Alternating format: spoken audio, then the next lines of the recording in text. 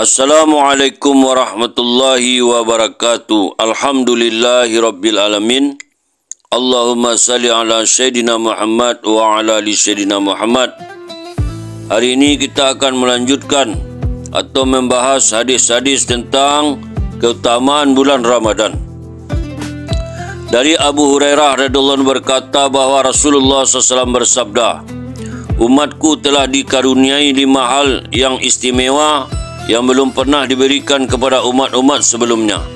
Yang pertama, bau mulut orang yang puasa lebih harum di sisi Allah daripada harumnya kasturi. Yang kedua, ikan-ikan di lautan memohon ampunan bagi mereka hingga mereka berbuka puasa. Yang ketiga, Allah menghiasi surga setiap hari kemudian berfirman, sebentar lagi hamba-hambaku yang salih akan diangkat segala kesusahan dari mereka dan mereka akan datang kepadamu. Yang keempat, syaitan-syaitan yang jahat akan dibelenggu supaya tidak dapat bebas menggoda mereka sebagaimana yang biasa mereka lakukan di luar bulan Ramadan. Yang kelima, pada malam terakhir bulan Ramadan mereka yang puasa akan diampuni. Rasulullah SAW ditanya, wahai Rasulullah, apakah malam itu?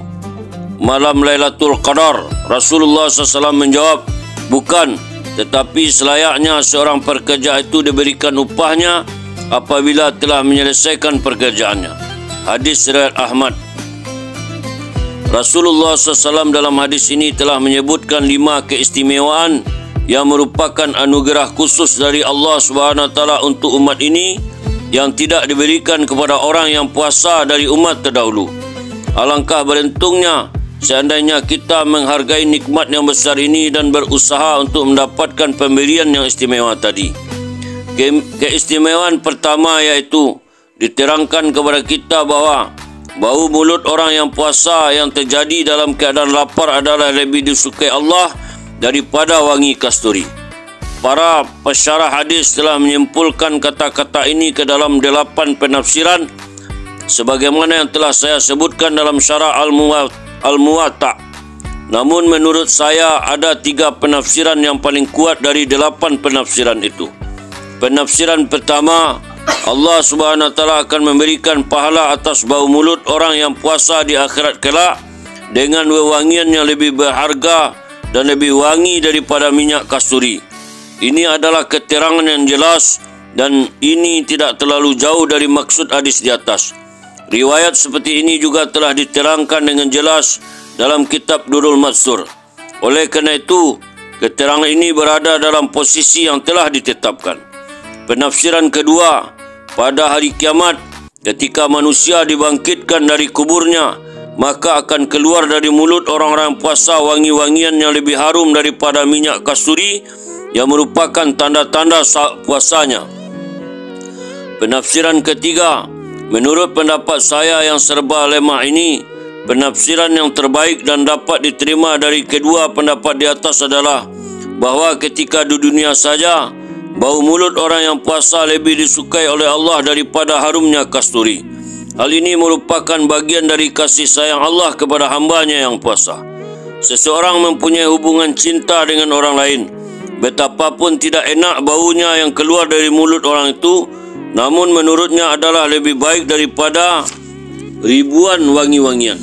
Maksudnya adalah menunjukkan kesempurnaan tagarub, kedekatan orang itu dengan Allah SWT yang dalam hal berada dalam posisi yang dicintai. Puasa adalah salah satu ibadah yang paling disukai oleh Allah SWT. Oleh kerana itu, Dia berfirman, setiap ganjaran amal akan diberikan kepadanya melalui malaikat. Namun untuk pahala puasa aku sendiri yang akan memberikannya, kerana puasa adalah khusus bagiku. Sebagian ulama mengatakan bahawa lafaz jazabah yang artinya aku sendiri adalah ganjarannya, yakni aku sendirilah akan memberikan ganjarannya. Ganjaran apakah yang lebih tinggi daripada bertemu dengan yang dikasihi? Dikatakan dalam sebuah hadis bahawa pintu dari seluruh ibadah adalah puasa.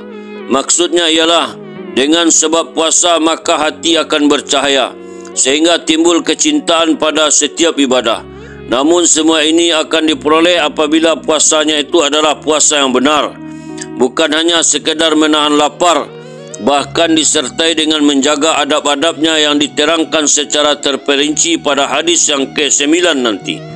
Di sini saya ingin mengingatkan tentang masalah pentingnya berkenaan dengan hadis yang menerangkan tentang bau mulut orang yang puasa. Sebagian imam-imam mazhab melarang orang yang puasa untuk bersiwak setelah tengah hari. Tetapi menurut mazhab Imam Abu Hanifah, bersiwak disunahkan kapan saja, karena dengan bersiwak bau gigi mulut akan hilang. Sedangkan bau mulut yang disebut dalam hadis di atas adalah bau mulut yang terjadi karena perut yang kosong, bukan karena gigi. Alasan-alasan mengenai hal ini terdapat dalam kitab-kitab fikih dan hadis Hanafiyah. Keistimewaan kedua yaitu ikan-ikan di laut akan beristighfar memohon ampunan untuk orang yang puasa. Maksud hadis di sini menjelaskan betapa banyaknya makhluk hidup yang berdoa untuknya. Paman saya, Maulana Muhammad Ilyas rahmatullahi pernah mengatakan hal ini jelas sekali, kerana Allah Subhanahu wa taala berfirman dalam Al-Quran, "Innal ladzina amanu wa 'amilus salihati sayaj'alu lahumur rahmanu wudda." Sesungguhnya mereka beriman dan beramal soleh, niscaya yang Maha Rahman akan mencintai mereka. Quran Surat Maryam ayat 96. Disebutkan dalam sebuah hadis, apabila Allah mencintai seorang hambanya, maka dia akan berfirman kepada Jibril alaihissalam, "Aku mencintai orang itu, maka hendaklah engkau mencintainya juga." Maka Jibril pun mencintainya dan mengumumkan kepada penghuni langit, "Orang itu dicintai Allah, kalian pun hendaknya mencintainya." Maka semua penghuni langit pun mencintainya dan kecintaan terhadap orang itu diterima, tersebar ke seluruh bumi. Ini adalah suatu kaedah yang umum. Biasanya seseorang akan dicintai oleh orang-orang yang dekat dengannya. Tetapi di sini cinta itu begitu tersebar, bukan hanya di sekitarnya. Bahkan hewan-hewan di hutan dan ikan-ikan di laut pun mencintainya, dan mereka berdoa untuknya. Seakan-akan kecintaan kepada orang itu menembus batas daratan dan lautan. Keistimewaan ketiga adalah dihiasi surga yang diperuntukkan bagi orang yang puasa. Banyak sekali riwayat yang menerangkan hal ini. Dalam sebagian riwayat diterangkan, sejak permulaan tahun, surga telah dihiasi untuk menyambut kedatangan bulan Ramadan. Dan ini adalah suatu kaedah bahawa semakin penting kedatangan seseorang, maka semakin banyak persiapan akan dilaksanakan. Seperti pernikahan misalnya, beberapa bulan sebelumnya telah dipersiapkan. Keistimewaan keempat adalah syaitan-syaitan dibelenggu sehingga perbuatan maksiat akan berkurang. Tuntutan dari curahan rahmat dan semangat serta banyaknya ibadah pada bulan Ramadan yang penuh berkah ini adalah untuk mengusir syaitan. Kerana pada bulan ini syaitan berusaha sekuat tenaga untuk menggagalkan dan menghilangkan puasa, sehingga maksiat merajalela di muka bumi, bahkan sampai melampaui batas. Walaupun tidak tampak jelas, tetapi secara umum terlihat berkurangnya perbuatan dosa. Berapa banyak para pemabuk yang meninggalkan minuman keras pada bulan ini.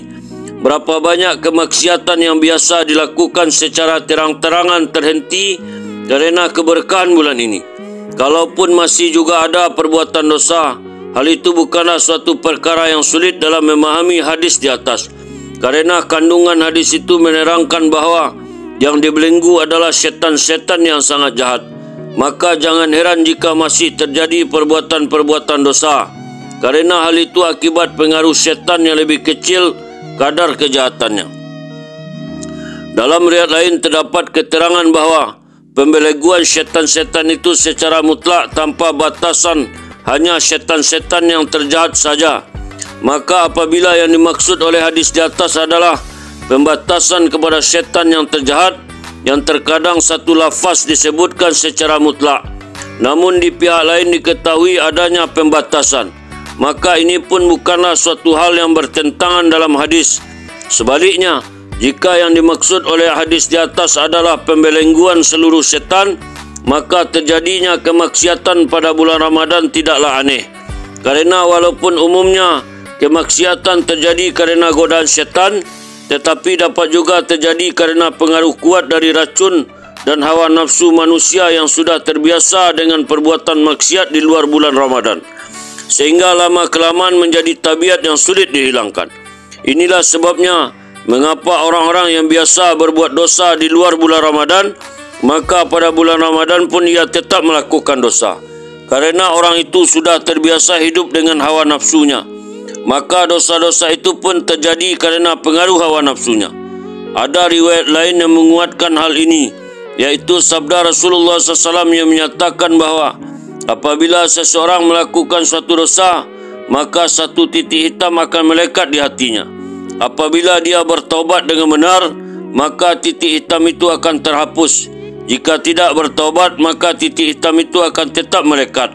Apabila dia melakukan dosa lainnya, maka titik hitam lainnya akan muncul di hatinya, sehingga hatinya benar-benar menjadi hitam. Jika sudah demikian, maka tiada suatu nasihat pun yang dapat masuk ke dalam hatinya. Mengenai hal itu Allah SWT berfirman, "Kalla bal rana ala qulubihim ma kanu yaksibun." Sekali-kali tidak, bahkan hati-hati mereka telah berkarat oleh maksiat. Dengan sendirinya hati itu akan cenderung kepada dosa-dosa. Inilah alasan mengapa banyak orang yang tanpa segan melakukan dosa tertentu, namun ketika melakukan dosa yang lain hatinya tidak menerimanya. Misalnya orang yang terbiasa minum khamar, apabila disuruh makan daging babi ia akan membencinya, padahal keduanya sama-sama maksiat. Oleh sebab itu, apabila seseorang terus-menerus melakukan dosa di luar bulan Ramadan sehingga hatinya menjadi berkarat, maka pada bulan Ramadan itu pun ia akan terus melakukan dosa walaupun tanpa digoda oleh syaitan. Berdasarkan keterangan ini, apabila yang dimaksud oleh hadis di atas adalah pembelengguan seluruh syaitan, maka dosa-dosa yang terjadi pada bulan Ramadan tidaklah bertentangan dengan hadis di atas. Dan apabila dalam hadis di atas terdapat batasan bahawa yang dibelenggu hanyalah syaitan-syaitan terjahat saja, maka itu juga tidak bertentangan. Sedangkan menurut saya yang daif ini yang paling utama adalah memperhatikan perkara ini dengan seksama, dan setiap orang mampu memikirkannya dan mampu mengambil pengalaman darinya bahawa untuk melakukan amal soleh atau meninggalkan maksiat pada bulan Ramadan tidaklah begitu sulit dibandingkan dengan di luar bulan Ramadan. Sedikit perhatian dan kesungguhan sudah cukup untuk melakukannya. Menurut pendapat Maulana Syah Muhammad Ishaq, kedua hadis itu ditujukan sesuai dengan perbedaan manusia, yakni bagi orang fasik maka syaitan-syaitan yang sombong saja yang akan dibelenggu, sedangkan bagi orang soleh maka seluruh syaitan akan dibelenggu. Keistimewaan kelima adalah pengampunan yang dihadiahkan bagi seluruh orang yang puasa pada malam terakhir bulan Ramadan. Keterangan seperti ini telah disebutkan dalam riwayat sebelumnya. Karena malam yang paling utama pada bulan Ramadan adalah malam Lailatul Qadar, maka para sahabat mengira bahawa karunia sebesar itu hanya diperuntukkan bagi malam Lailatul Qadar saja. Tetapi Rasulullah SAW memberitahukan kepada mereka bahawa keutamaan Lailatul Qadar adalah sesuatu yang terpisah, sedangkan keutamaan yang diberikan pada akhir Ramadan ini adalah sebagai karunia bagi orang yang puasa dengan baik hingga akhir Ramadan. Alhamdulillah, itulah hadis yang keempat tentang keutamaan daripada bulan Ramadan. Semoga apa yang kita dengar, kita niat mengamalkan dan menyampaikan kepada orang lain. Kita tutup dengan doa. Subhanallah wa bihamdihi, subhanallah wa bihamdika, asyhadu an la ilaha illa anta, astaghfiruka wa atubu ilaik. Assalamualaikum warahmatullahi wabarakatuh.